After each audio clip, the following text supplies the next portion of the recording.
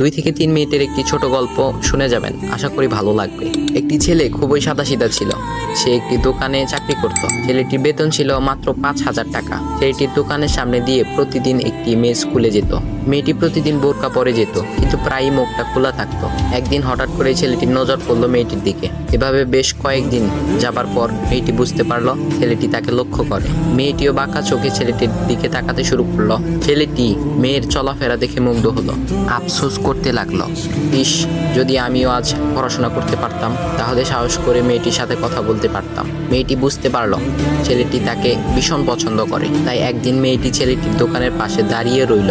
তখন ছেলেটি দুপুরের খাবার খাওয়ার জন্য দোকানের বাইরে আসে। সে চায়ের দোকানে গিয়ে 5 টাকার একটি রুটি খেয়ে পানি পান করে আসতে লাগলো। তখন মেয়েটি তার কাছে গেল। তুমি ভাত খেলে না, রুটি দিয়ে পেট ভরবে? তখন ছেলেটি মেয়েটিকে দেখে অবাক হয়ে গেল। তখন ছেলেটি বলল, আমি ভাত খেলে আমার মা, বাবা আর ছোট বোনকে কি খাওয়াবো? মেয়েটি শিক্ষিত, তাই অল্পতেই বুঝে গেল।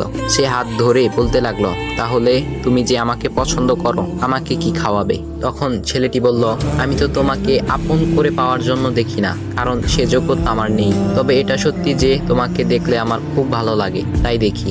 মেয়েটি ছেলেটির কথা শুনে চোখের পানি ধরে রাখতে পারলো না। সে বুঝে গেল ছেলেটির চরিত্র ও ভাবনা অনেক সুন্দর। সেদিন মেয়েটি চলে গেল।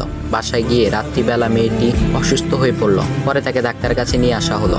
বলা হলো মেয়েটার 2টি কিডনি নষ্ট হয়ে গেছে। তখন মেয়ের বাবা ফোন করলো তার বন্ধুর ছেলেকে, যার সাথে বিয়ে দেওয়ার জন্য সে পাগল। কিন্তু মেয়েটি তার বাবার পছন্দের ছেলেকে বিয়ে করতে রাজি না, কারণ সে ছেলেটি টাকা থাকলেও কি হবে, তার চরিত্র খারাপ, সে লোভী।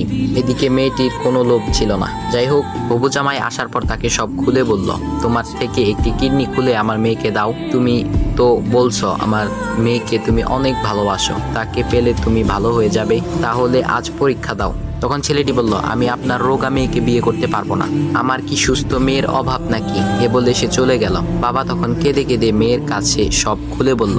মেয়েটি বলল, বাবা তুমি কেঁদো না, একটা পথ এখনো আছে। আমাদের সামনে মোড়ে বড় একটা দোকান আছে না, তুমি সেখানে যাও।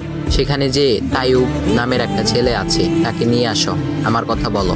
তখন মেয়েটির বাবা ছেলেটিকে নিয়ে আসলো। মেয়েটিকে দেখে ছেলেটির চোখ ভিজে পানি পড়তে লাগলো, কারণ মেয়ের বাবা তাকে সব খুলে বলেছে। তখন ছেলেটি মেয়েটিকে বলল, তুমি আমাকে একটা কিডনি দিবে? ছেলেটি বলল, কিডনি দেবার জন্যই আমি এসেছি। মেয়েটি